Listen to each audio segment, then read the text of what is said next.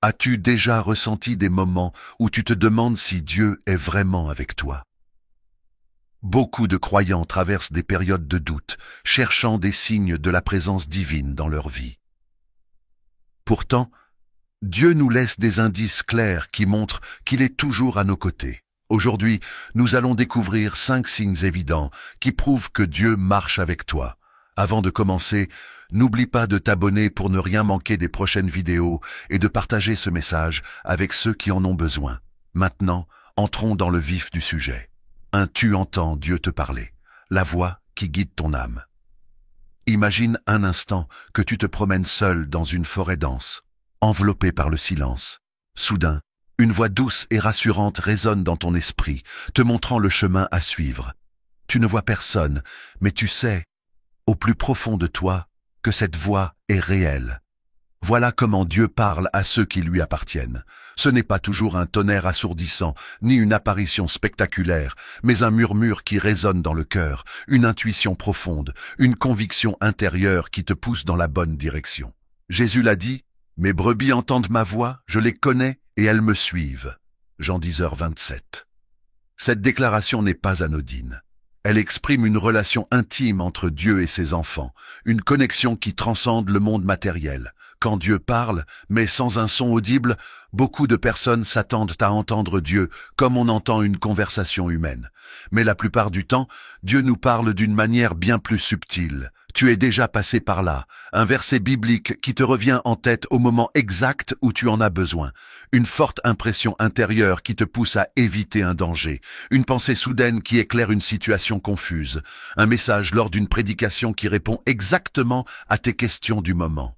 Dieu a 1000 façons de parler, et l'un des plus grands signes qu'il est avec toi, c'est justement cette guidance constante qui t'accompagne, même quand tu ne t'en rends pas compte sur le moment. Quand la voix de Dieu devient une direction, il y a ces moments où tu ressens un élan irrésistible pour faire quelque chose qui dépasse ton entendement. C'est comme si une main invisible t'orientait sans que tu puisses expliquer pourquoi. Prenons un exemple. Un jour, tu ressens soudainement l'envie d'appeler un ami que tu n'as pas contacté depuis longtemps. Tu hésites, mais cette pensée devient de plus en plus forte. Finalement, tu décroches ton téléphone et découvres que cette personne traversait une épreuve difficile et avait besoin d'entendre ta voix. Coïncidence? Non. C'est Dieu qui te parle, qui place en toi des impressions, des directions précises. Dans la Bible, Samuel a entendu l'appel de Dieu alors qu'il n'était encore qu'un enfant. La première fois, il a cru que c'était Élie, son maître, qui l'appelait. Ce n'est qu'après plusieurs appels qu'il a compris qu'il s'agissait de la voix de Dieu. 1 Samuel 3, 1-10. Parfois, nous avons du mal à discerner la voix divine parce que nous nous attendons à quelque chose de spectaculaire, alors qu'il parle souvent dans la simplicité. Apprendre à reconnaître la voix de Dieu. Entendre Dieu n'est pas un privilège réservé à quelques élus. C'est une faculté que tout croyant peut développer. Mais comment discerner sa voix parmi le tumulte de nos pensées et des distractions du monde? 1. Passe du temps dans la prière et la méditation. Plus tu es connecté à Dieu, plus tu reconnaîtras sa voix. 2. Vérifie toujours si ce que tu entends est en accord avec la Bible. Dieu ne contredit jamais sa parole. 3. Fais attention aux confirmations. Dieu utilise souvent plusieurs moyens pour te parler. Une parole biblique, une prédication, le conseil d'une personne sage. Tout cela forme un message cohérent. 4. Sois attentif à la paix intérieure. Quand une décision vient de Dieu, elle s'accompagne toujours d'une paix profonde. Dieu veut te parler. Il le fait déjà, mais prends-tu le temps de l'écouter? 2. Tu ressens une paix profonde, même en pleine tempête, le calme au cœur du chaos. Imagine-toi sur un bateau au milieu d'un océan déchaîné. Les vagues sont immenses, le vent hurle, la pluie fouette ton visage. Tout semble s'effondrer autour de toi, et pourtant, au fond de toi, une paix étrange demeure, comme une ancre qui te maintient stable malgré la tempête. C'est cette paix surnaturelle, cette tranquillité inexplicable, qui est l'un des plus grands signes que Dieu est avec toi. Nous avons tous traversé des moments où tout semblait s'effondrer, une perte douloureuse, un échec inattendu, une trahison qui nous brise.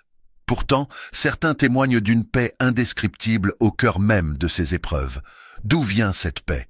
Ce n'est pas un simple état d'esprit positif, ni une indifférence aux circonstances. C'est une paix qui ne vient pas de ce monde, mais directement de Dieu. L'histoire de la tempête, une leçon de confiance absolue. Il y a une scène dans la Bible qui illustre parfaitement cette paix divine.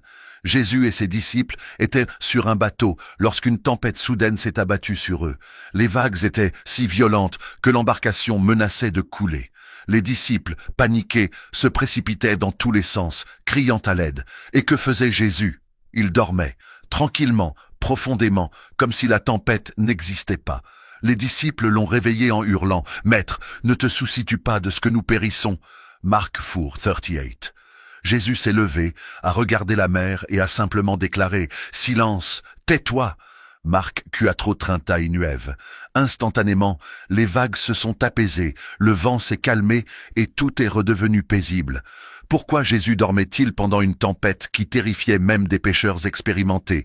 Parce qu'il savait une chose que les disciples avaient oubliée. Dieu est toujours en contrôle. La paix de Dieu, un bouclier invisible. La paix dont nous parlons ici n'est pas une simple sensation de bien-être. C'est une force, une présence qui t'entoure et qui empêche la tempête de te briser intérieurement. L'apôtre Paul parle de cette paix dans Philippiens 4:7. Et la paix de Dieu, qui surpasse toute intelligence, gardera vos cœurs et vos pensées en Jésus-Christ. Cette paix ne dépend pas des circonstances extérieures, mais de la confiance que tu places en Dieu. Elle agit comme un bouclier invisible qui protège ton cœur et ton esprit. Témoignage vivant. Quand la paix devient une arme, regarde autour de toi. Il y a des gens qui traversent des situations impossibles et pourtant, ils ne s'effondrent pas. Ils ont perdu un emploi, mais gardent le sourire. Ils ont reçu une mauvaise nouvelle, mais continuent d'aimer et d'espérer. Pourquoi? Parce qu'ils ont cette paix divine. Une femme a perdu son mari dans un accident brutal. Ses proches s'attendaient à la voir sombrer dans la dépression, mais au lieu de cela, elle rayonnait d'une paix surprenante. C'est difficile, mais je sais que Dieu est avec moi, disait-elle. Cette paix ne venait pas d'elle, mais de la présence de Dieu à ses côtés. Comment recevoir cette paix surnaturelle? Si tu veux expérimenter cette paix inébranlable dans ta propre vie, voici quelques clés. Confie tes inquiétudes à Dieu. Plus tu essaies de tout contrôler, plus tu seras anxieux. Apprends à lâcher prise et à lui remettre tes fardeaux. 2. Plonge-toi dans la parole. La Bible regorge de promesses qui apaisent l'âme. Médite sur elles, répète-les, laisse-les s'ancrer en toi. 3. Passe du temps dans la prière. La paix vient quand tu passes du temps avec celui qui en est la source. 4. Entoure-toi de foi. Éloigne-toi des voix négatives et rapproche-toi de ceux qui fortifient la foi.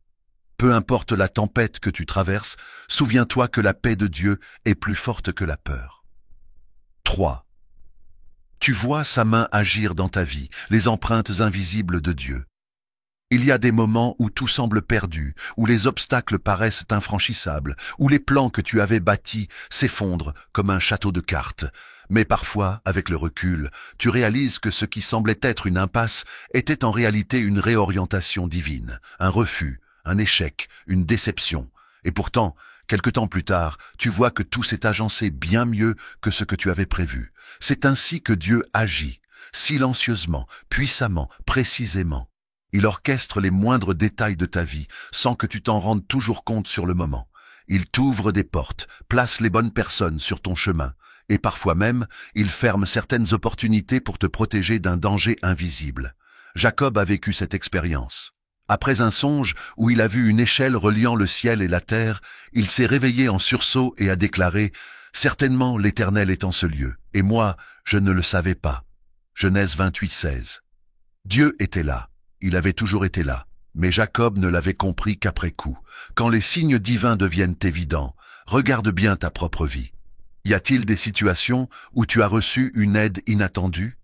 Un moment où une opportunité s'est présentée alors que tu ne t'y attendais pas? Un jour où une personne t'a dit exactement ce que tu avais besoin d'entendre au bon moment? Les interventions divines ne se manifestent pas toujours sous forme de miracles spectaculaires. Parfois, elles prennent la forme d'une simple coïncidence qui n'en est pas une. Cette fois où tu as croisé quelqu'un qui t'a aidé à décrocher un emploi dont tu rêvais, ce retard imprévu qui t'a évité un accident, cette discussion avec un inconnu qui a éclairé une décision difficile, ce message que tu as reçu pile au moment où tu en avais besoin, ce ne sont pas des hasards, c'est Dieu qui place subtilement les pièces du puzzle de ta vie. Les traces de Dieu dans l'histoire biblique. Dieu n'a jamais cessé d'agir ainsi. Dans la Bible, nous voyons sans cesse des personnes qui ne réalisèrent pas, sur le moment, que Dieu agissait pour leur bien. Prenons Joseph, trahi par ses frères, vendu comme esclave, emprisonné injustement. Pendant des années, il aurait pu penser que Dieu l'avait abandonné.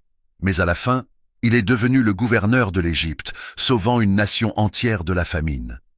Plus tard, il a dit à ses frères, « Vous aviez médité de me faire du mal. Dieu l'a changé en bien, pour accomplir ce qui arrive aujourd'hui, pour sauver la vie d'un peuple nombreux. » Genèse 50-20. Ce qui semblait être une descente aux enfers était en réalité un plan minutieux de Dieu pour l'élever au sommet. Et si, dans ta propre vie, ce que tu perçois comme une injustice ou un échec était en fait une préparation pour quelque chose de plus grand? Reconnaître la main de Dieu dans ta vie. Parfois, nous ne voyons pas l'œuvre de Dieu parce que nous cherchons des miracles grandioses au lieu de voir les détails subtils. Dieu agit à travers des rencontres, une personne qui t'aide au bon moment. Dieu agit à travers des portes ouvertes et fermées. Certains refus sont en réalité des bénédictions déguisées. Dieu agit dans le timing. Ce que tu perçois comme un retard est souvent une protection divine. Dieu agit dans la précision. Un verset, une parole, un événement qui tombe exactement au bon moment. Dieu est toujours en train de travailler dans ta vie, même si tu ne le vois pas immédiatement. 4. Dieu te protège et te défend, le gardien invisible de ta vie. Imagine-toi en train de marcher sur un sentier de montagne escarpé. Devant toi, le chemin semble dégagé, mais tu ne vois pas les pierres instables, les précipices cachés par la végétation ou les bêtes sauvages qui guettent dans l'ombre. Sans que tu t'en rendes compte, une main invisible te guide, l'empêchant de poser le pied là où tu pourrais chuter, te protégeant des dangers que tu n'as même pas perçus. C'est ainsi que Dieu agit dans ta vie. Tu ne vois pas toujours ses interventions, mais elles sont bien réelles. Il ferme certaines portes pour éviter que tu n'entres dans un piège. Il éloigne des personnes qui auraient pu te faire du mal. Il t'empêche parfois d'aller là où tu voulais, simplement parce que ce n'était pas pour ton bien. Les combats que tu n'as pas eu à livrer. Il y a des batailles que nous traversons en étant conscients du danger, des périodes de lutte où nous ressentons clairement l'adversité. Mais il y a aussi ces innombrables guerres que Dieu mène sans même que nous en ayons connaissance. Cette opportunité que tu as ratée et qui, sur le moment, t'a semblé être un échec, mais qui t'a en réalité épargné une énorme déception. Cette relation qui s'est terminée alors que tu pensais avoir trouvé la bonne personne, mais qui t'a en réalité sauvé d'un avenir toxique. Ce job que tu n'as pas eu et qui, plus tard, s'est avéré être un environnement de travail désastreux. Ce retard imprévu qui t'a empêché d'être à un endroit où un accident s'est produit. Ces situations peuvent sembler frustrantes ou douloureuses sur le moment, mais avec le recul, on réalise que Dieu nous a protégés d'un mal que nous n'aurions pas pu voir nous-mêmes. La Bible dit dans Exode 14:14, « L'Éternel combattra pour vous, et vous, gardez le silence. » Dieu ne te demande pas de comprendre tout ce qu'il fait, il te demande seulement de lui faire confiance, quand Dieu se dresse contre tes ennemis. La protection divine ne concerne pas seulement les circonstances de la vie, elle s'étend aussi aux attaques visibles et invisibles. Parfois, tu fais face à des personnes ou des situations qui cherchent à te nuire. Mais Dieu intervient souvent d'une manière que tu ne pourrais jamais anticiper. Prenons l'histoire d'Abraham et Sarah. Lorsqu'ils sont arrivés en Égypte, Abraham a menti en disant que Sarah était sa sœur. Résultat, le roi voulait la prendre pour femme. Mais avant même qu'Abraham ne puisse réagir, Dieu est intervenu. Il a frappé le roi et sa maison de fléau, les obligeant à relâcher Sarah et à renvoyer Abraham avec des richesses. Dieu protège ceux qui lui appartiennent. Il agit en coulisses, bien avant que l'ennemi ne puisse poser la main sur toi. Les portes fermées sont parfois des boucliers. Nous avons tous vécu ces moments où nous avons prié pour quelque chose, supplié Dieu d'exaucer un désir, mais silence. Rien ne se passe. Et parfois, au lieu de voir cela comme une protection, nous pensons que Dieu nous a abandonnés. Mais si Dieu ne t'a pas donné ce que tu voulais, c'est parce qu'il sait ce que tu ignores. Il sait où chaque chemin mène. Il voit les dangers que tu ne vois pas. Il ferme des portes pour te protéger et ouvre celles qui te conduisent là où tu es réellement censé être. Comment reconnaître la protection divine? Dieu agit souvent dans l'ombre. Mais si tu prêtes attention, tu verras des signes de sa protection tout autour de toi. Quand une situation se détourne soudainement en ta faveur, sans explication logique, quand quelqu'un qui semblait proche s'éloigne sans raison apparente, mais que tu découvres plus tard que cette personne n'était pas bonne pour toi, quand une opportunité se ferme, mais qu'une meilleure se présente peu après, quand tu ressens une paix inexpliquée au milieu d'une tempête, comme si tu savais que tout était sous contrôle. Dieu te protège bien plus que tu ne le réalises. Même quand tu ne le vois pas, il est là, à l'œuvre. 5. Dieu te donne la faveur devant les hommes, le mystère de la grâce, inexplicable. Il y a des moments dans la vie où tout semble s'aligner parfaitement, où des portes s'ouvrent sans que tu n'aies même eu besoin de frapper. Des rencontres providentielles, des opportunités inattendues, une aide qui surgit au bon moment. Et tu te demandes, pourquoi moi? Pourquoi ai-je bénéficié d'une telle faveur alors que je n'ai rien fait de particulier pour la mériter?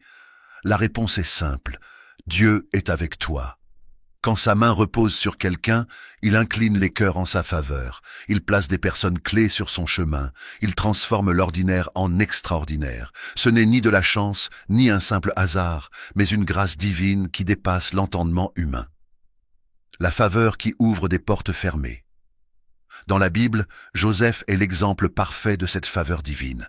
Vendu comme esclave par ses propres frères, il aurait pu sombrer dans l'oubli, mais à chaque étape de sa vie, quelque chose d'inexplicable se produisait.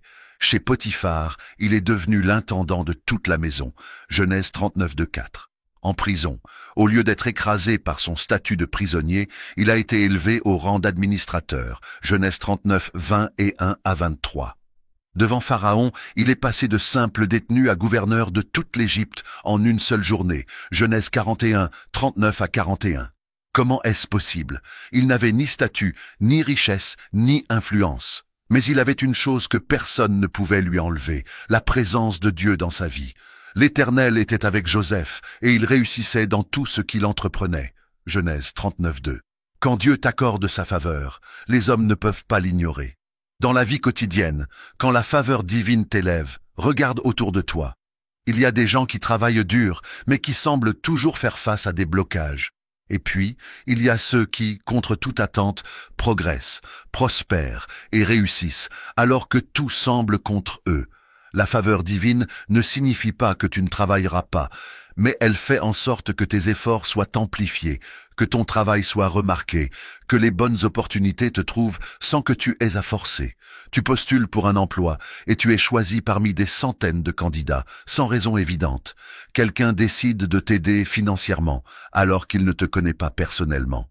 Une personne influente reconnaît ton potentiel et t'offre une opportunité que tu n'aurais jamais imaginée.